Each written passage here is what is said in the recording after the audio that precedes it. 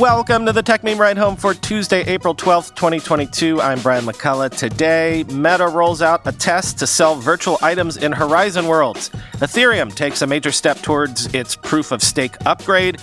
Would you watch a Bored Ape movie? Apple has delayed a major feature for the watch. Etsy sellers are on strike, and Netflix's new 2 thumbs up button. Here's what you missed today in the world of tech. Meta has rolled out a test for some creators to sell virtual items and effects in Horizon worlds and will take a 25% cut of any sale after App Store fees, quoting The Verge. Meta is testing new features to let creators make money within Horizon Worlds, the company's social metaverse platform for Quest VR headsets that is soon coming to mobile phones and possibly game consoles. Most notably, a handful of Horizon creators will be able to sell virtual items and effects in the worlds they create for others to explore. The idea is that creators can sell everything from access to a VIP section of their world to virtual items like jewelry or a special basketball, according to Megan Fitzgerald, the product marketing director for Horizon. Participants in the U.S. will also be able to earn money from a $10 million creator fund Meta recently set up to reward creators with the most engaging worlds. With this test of in-world purchases, Meta is following in the footsteps of other 3D social platforms like Roblox and Rec Room, which both let creators sell items that they make. Roblox has built a huge business from this model, while Rec Room is growing quickly and prioritizing creator monetization as well. Meta will be taking a cut of what creators sell, though exactly what that take can be is a bit complex. For Horizon purchases, Meta is taking a 25% cut of the percentage that's left after a platform fee. For platforms with a 30% fee, like Meta's own Quest store for VR titles, the creator will be left with a little over half of the sale price. The math there being that Meta is taking 25% of 70%. We think it's a pretty competitive rate in the market. Vivek Sharma, Meta's VP of Horizon, tells The Verge, adding that, quote, "We believe in the other platforms being able to have their share," end quote. Even still, Meta has repeatedly called out Apple's 30% take rate as being too aggressive for the iPhone ecosystem and intentionally lowered its rate on mobile for certain in-app purchases, end quote.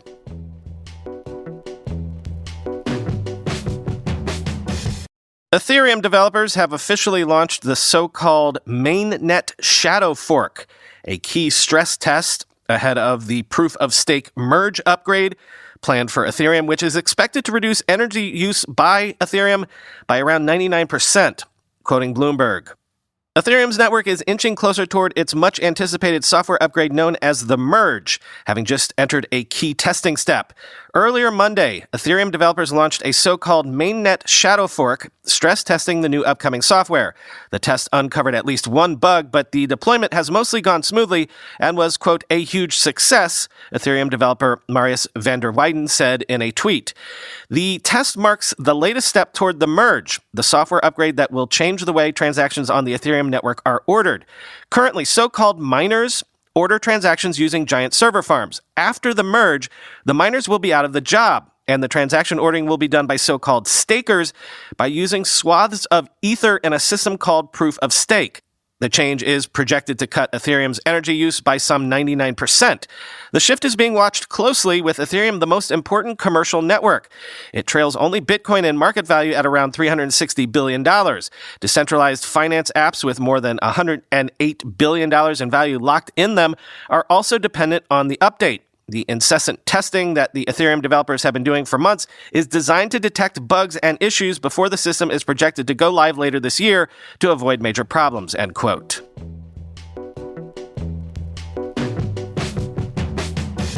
Coinbase is going to produce a movie trilogy based on the Bored Ape Yacht Club, set to premiere at NFT.NYC in June. Bored Ape Yacht Club owners can submit their apes for consideration for the film, because remember, owners of apes own the IP for those apes, quoting CoinDesk. The films are just the latest boost in what has been a stellar 6 weeks for a project many now see as the face of the non-fungible token sector. That includes the launch of the ApeCoin token on March 18th and the acquisition of rival blue-chip project CryptoPunks by Bored Ape Yacht Club's parent company Yuga Labs the week prior. The first of 3 installments for the series of animated short films titled The Degen Trilogy will premiere at NFT.NYC in June, with the NFT community of apes and non-apes alike having a say in parts of the film's plot. Bored Ape owners are invited to submit their apes for consideration as characters in the trilogy, along with made-up character descriptions that will be reviewed by an actual Hollywood casting director.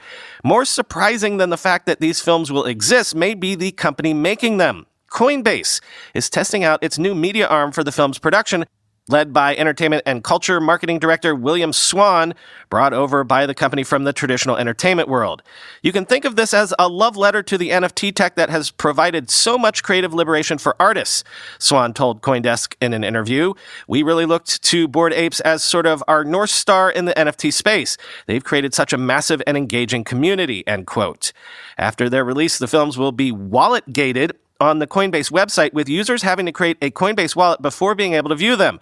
The series will also tie into Coinbase's long-awaited NFT marketplace, which will be released, quote, very, very soon, according to Swan, end quote.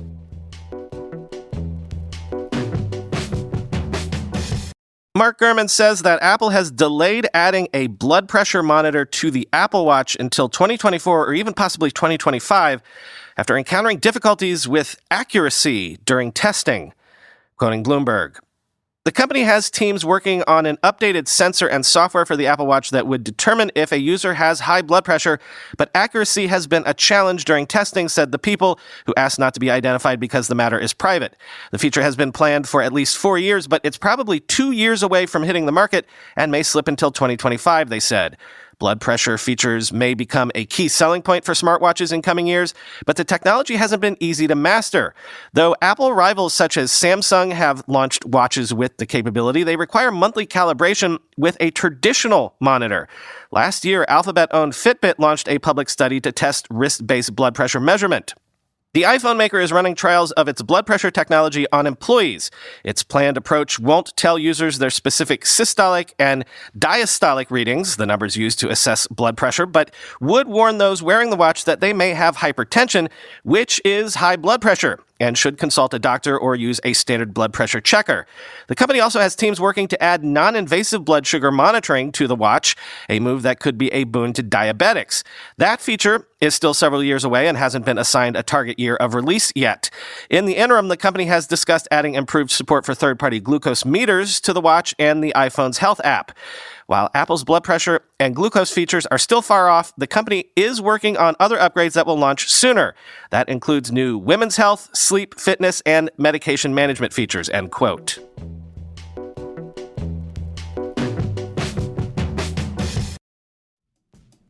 Want a new credit card but not sure how to choose? You don't need to apply for the first offer you see in the mail. Credit Karma can help you zero in on the right option for you and apply with more confidence.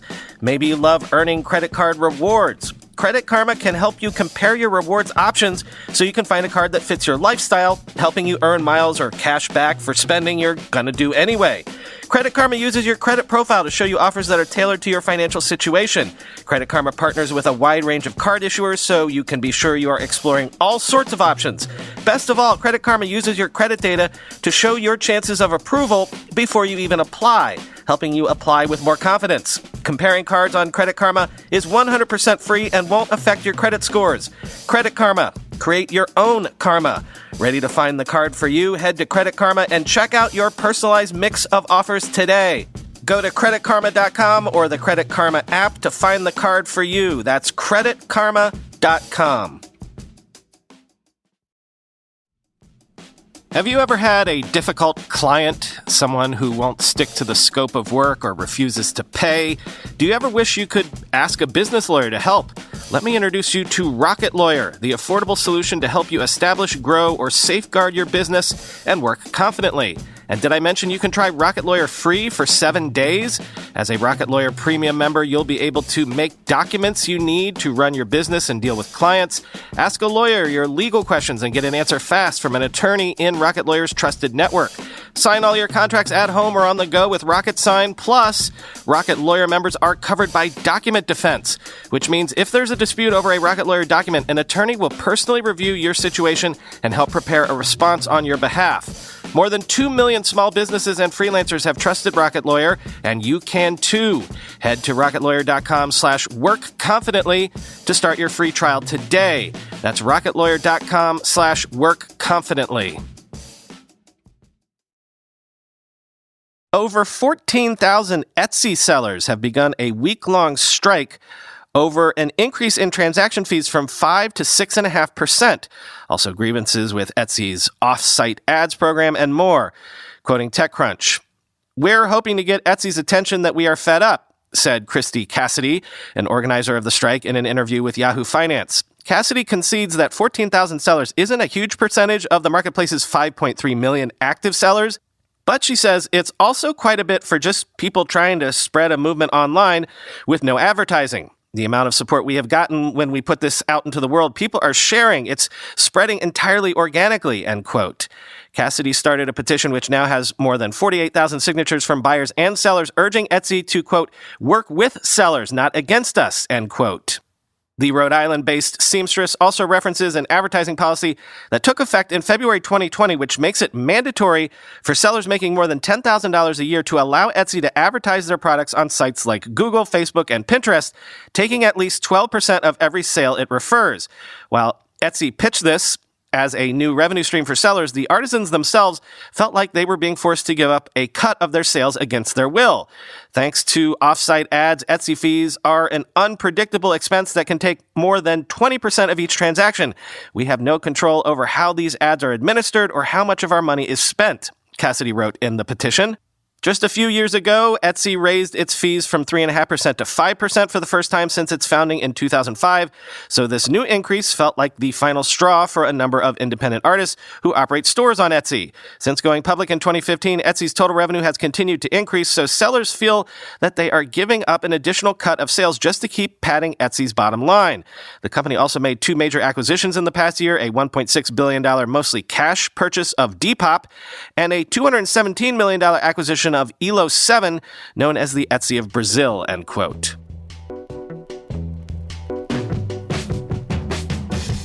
Two interesting data points for you. First, according to the IAB, U.S. digital ad spend rose 35% year over year to $189 billion in 2021, the largest gain since 2006. 10 publishers and platforms took 78.6% of that total, up from 78.1% in 2020, quoting the Wall Street Journal. The rise was well above the 12% growth rate of 2020, which was briefly hobbled by an early pandemic dip. The year-over-year growth in 2021 was the highest the digital ad market has seen since 2006, when it rose at the same rate, the online trade group said. Advertising on digital audio, podcasts, and streaming music and radio grew faster than any other category, up 58% to reach $4.9 billion. But audio was just a speck of all digital advertising at 2.6% of the total. Though marketers are interested in podcasts and other audio formats, measuring results can be difficult compared with other types of digital marketing.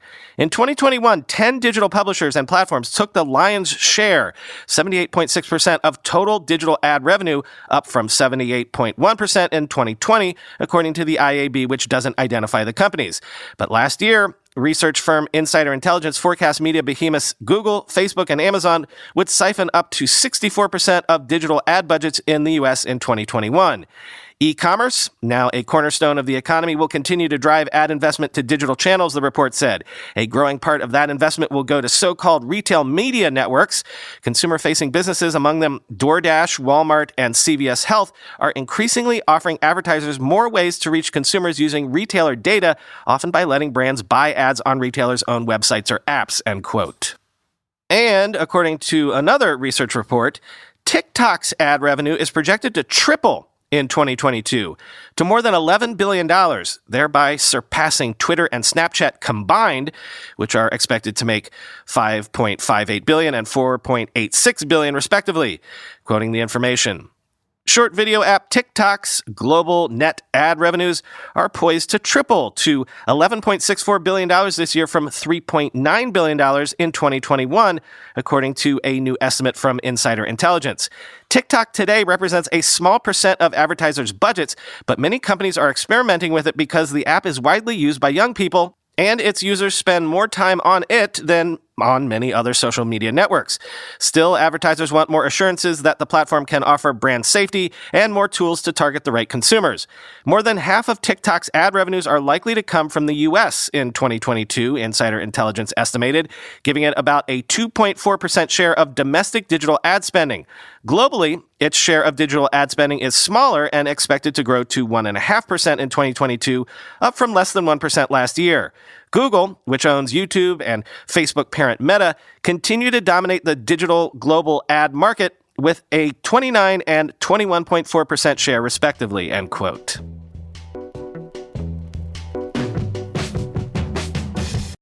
And finally today, Netflix has rolled out a double thumbs up ratings option, which will appear next to the thumbs up and thumbs down buttons to let users refine content recommendations. Quoting Protocol, Netflix rolled out its new 2 thumbs up feature across its mobile and smart TV apps as well as its website Monday. Subscribers are being advised that this type of feedback directly affects future recommendations. A thumbs down means that a title won't get suggested again. A thumbs up will result in Netflix recommending similar content. 2 thumbs up means that, quote, "We know you're a true fan," as the Netflix mobile app puts it. The company kicked off its work on the feature about a year and a half ago based on feedback it was getting in surveys and research interviews from its subscribers. "We were hearing from members that like and dislike was not sufficient," said Christine Doig-Cardet, who leads the company's personalized UI product innovation team. "There were some shows that they really enjoyed. Differentiating between what they love and what they like was important," end quote. Once the decision was made to solve this problem, Netflix kicked off a series of design sprints to come up with visuals for this level of fandom. Some of the early ideas included the heart, an applause icon, shooting stars, and others. Designers also consulted with the company's globalization team to find an icon that was truly universal.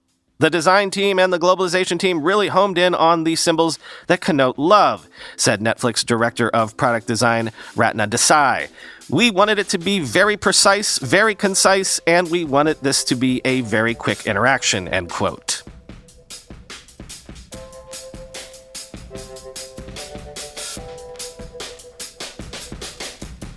For some ungodly reason, I've had that Steppenwolf song Magic Carpet Ride stuck in my head since I woke up this morning.